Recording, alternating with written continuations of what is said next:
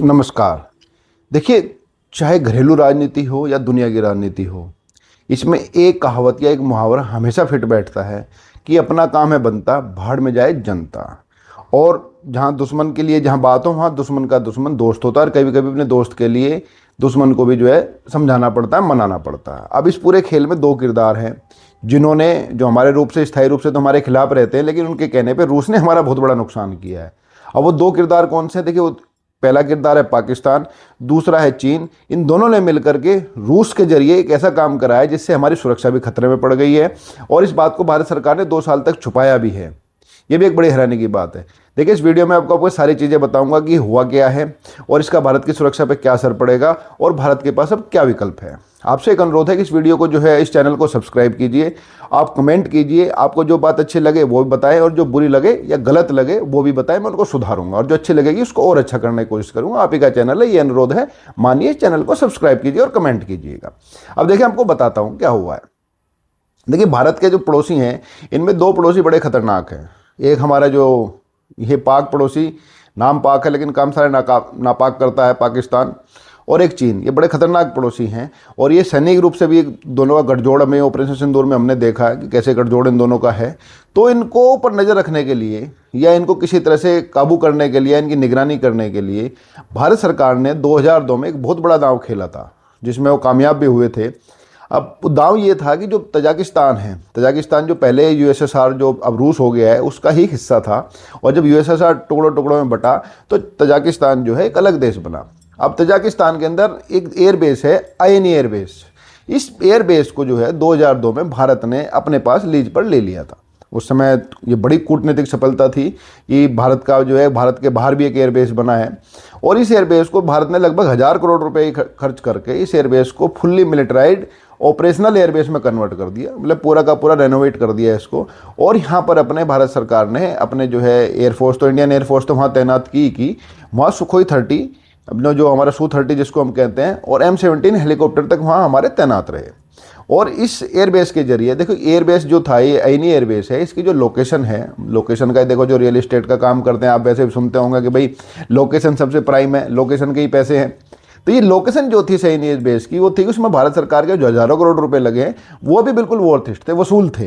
वो कारण ये था कि इस एयरबेस से जो पाकिस्तान अधिकृत कश्मीर है वे बेहद नज़दीक था, चाइना इसकी रेंज में था, पूरा चाइना बहुत नज़दीक था, और अफगानिस्तान भी, बिल्कुल अफगानिस्तान से लगा हुआ है ये, तो वो भी इनके पूरे निगरानी में था। तो भारत सरकार ने जो वहाँ उपकरण लगाए थे, उसको चीन भी अच्छी तरह जानता था, पाकिस्तान भी अच्छी तरह जानता था कि यहाँ क्या क्या उपकरण लगे हुए हैं, और भारत की एयरफोर्स का वहाँ तैनात रहना सबसे ज़्यादा चीन को और पाकिस्तान को ही खटक रहा था। रूस को तो इतना नहीं खटक रहा था कि रूस से तो हमारी दोस्ती है, और रूस ने तो सदियों से हमारे संबंध रहे हैं, राजनीतिक भी और सैनिक भी संबंध रहे हैं। लेकिन ये वहाँ पर जो आईनी एयरबेस पे जो है एयरफोर्स का रहना, सुखोई 30 का वहाँ पे रहना, Su-30 का, M-17 हेलीकॉप्टर का, और वहाँ पे निगरानी के लिए हाईटेक इंटेलिजेंस के जो उपकरण थे, जासूसी जिसको कहते हैं, उनका रहना सबसे ज़्यादा पाकिस्तान को खटक रहा था।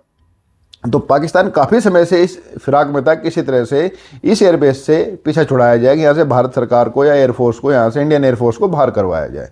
तो खुद तो पिद्दी क्या 100 रुपये, खुद तो कुछ कर नहीं पाया। उसकी भाई हैसियत ही ऐसी हो गई, जैसे गांव में कोई नहीं होता कि जो एक ऐसा पागल सा आदमी होता है, उसको छोड़ देते हैं, उसको कोई नहीं सुनता, वो जाए कहीं, कभी कहीं चाय पी लेता, कभी कहीं चाय पी लेता। तो ऐसी स्थिति पाकिस्तान की अंतर्राष्ट्रीय स्थिति में, उसकी कोई पूछता तो है नहीं, सब उसको अपने इस्तेमाल के लिए इस्तेमाल करते हैं, अपने फ़ायदे के लिए इस्तेमाल करते हैं। तो उसकी तो, पाकिस्तान की तो दाल गली नहीं।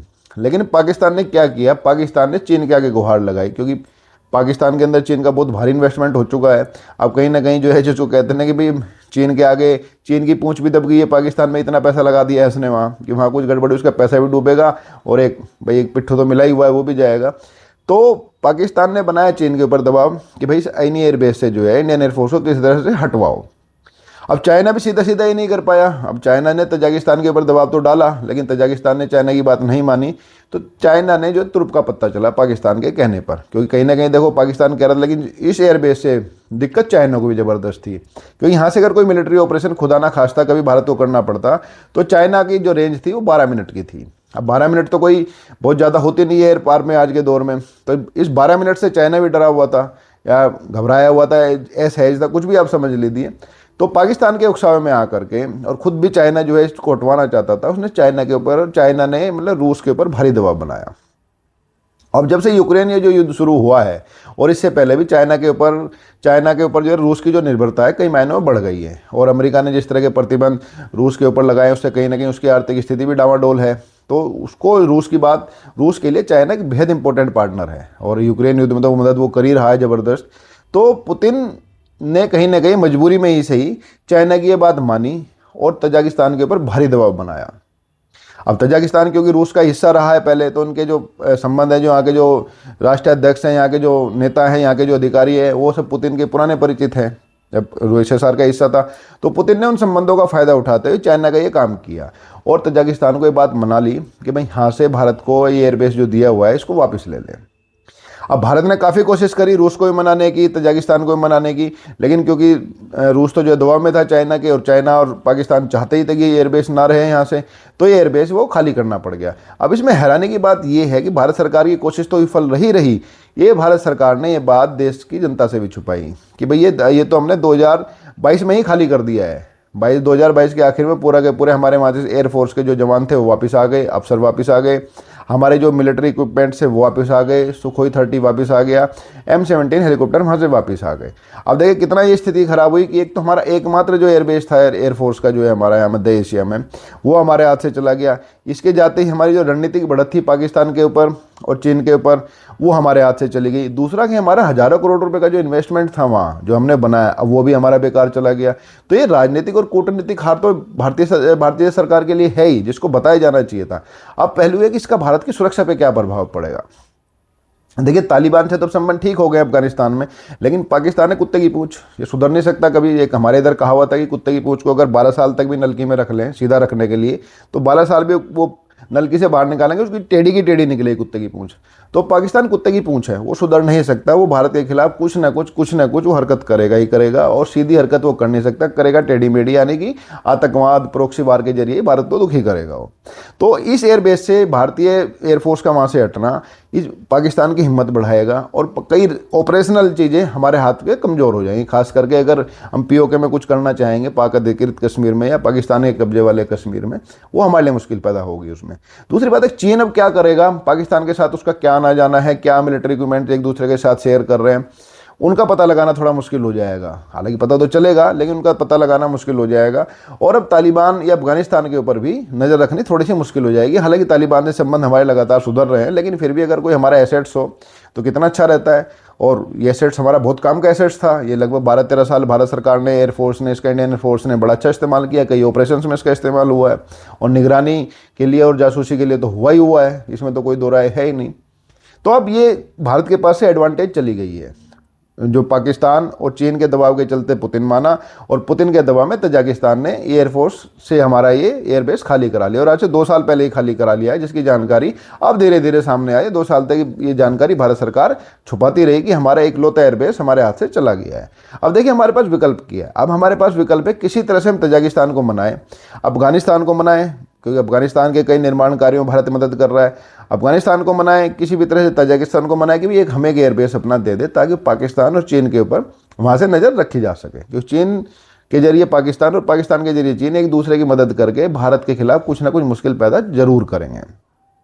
तो ये पूरी कोशिश होनी चाहिए कि भारत इतना बड़ा जो देश है वो किसी तरह से तजाकिस्तान को या पाकिस्तान इसको अफगानिस्तान को मना ले और एक एयरबेस वहाँ से ले ले। अभी एक छोटा एयरबेस अभी भी तजाकिस्तान में है, अभी भी जो उपलब्ध हमारे लिए मिलिट्री ऑपरेशंस के लिए हो सकता है, लेकिन पुतिन इसमें बीच में है। अब पुतिन को मोदी कैसे समझा पाएंगे ये भी देखने वाली बात है। हालांकि समझाना आसान होता तो ये एयरबेस जो बना बनाया एयरबेस है जिसमें हमने हज़ारों करोड़ रुपए खर्च कर दिए, ये हमारे हाथ से जाता क्यों, तो ये बात है। लेकिन मुश्किल तो है, लेकिन मुश्किल काम को ही मोदी को करना पड़ेगा, तभी तो कहते हैं कि मोदी है तो मुमकिन है। अगर ये नहीं हो पाया तो फिर मोदी है तो मुमकिन वाला जो जो जो जो कहावत है तो गलत हो जाएगी।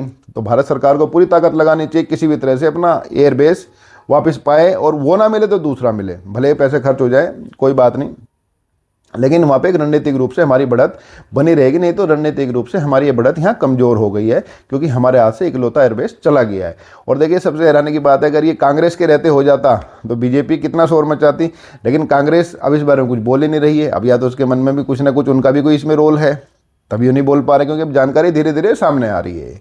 तो इसमें ज़रूर ये भारत सरकार की कमजोरी है कि एक तो एयरबेस दे दिया हमारे हाथ से, और दूसरा इसके बारे में देश को बताया भी नहीं, और ना ये बताया कि रणनीतिक रूप से जो हमारे अब इंटरेस्ट, जो मिलिट्री जो इंटरेस्ट हमारे वहाँ प्रभावित हुए हैं, खास करके जो है अफगानिस्तान और पाक वाले कब्जे को, कश्मीर को लेकर के, जो कश्मीर पाकिस्तान के कब्जे में उसको लेकर के, और चीन को लेकर के, अब उनके लिए भारत सरकार क्या कदम उठाने जा रही है। हालांकि इस तरह के जो गुप्त कदम है उनकी चर्चा सार्वजनिक नहीं होती, लेकिन देश को एक आश्वासन तो दिया ही जा सकता है कि हमारे रहते जो इकलौता एयरबेस हमारे हाथ से चला गया जो देश से बाहर था, उसको हम जरूर पाकर रहेंगे, या उससे भी अच्छा विकल्प देश की सेना को और देश की सुरक्षा में हम देंगे।